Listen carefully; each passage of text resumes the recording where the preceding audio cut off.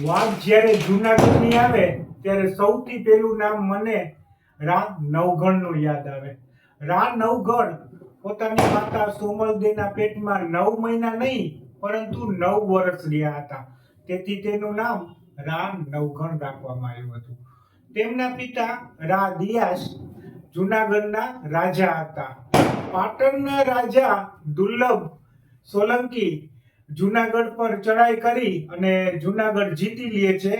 રા દિયાસ તેમાં શહીદ થાય છે.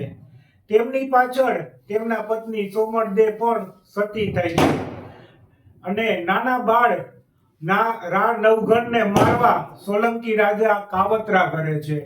દાસી વાલબાઈ નાના બાળ રા નવઘણને રાજના વફાદાર દેવાયત બોદરને સોંપી દે છે.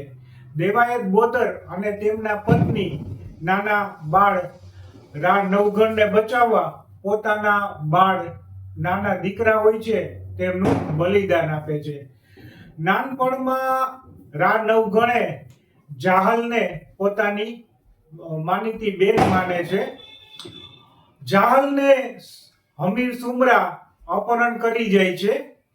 ત્યાંથી જાહલ પોતાના માનીતા ભાઈ રા નવઘણને સુમરાની કેદમાંથી છોડાવવા એક પત્ર લખે છે અને રા નવઘણ પોતાની માનીતી બેનને બચાવવા હમીર સુમરાને મારી નાખે છે અને તેની કેદમાંથી જાહલને છોડાવે છે. રાજાઓ તો ઘણા આવ્યા ને ઘણા ગયા, પરંતુ રા નવઘણ પોતાની બહાદુરી અને શૌર્યથી સદા ઇતિહાસમાં અમર રહેશે.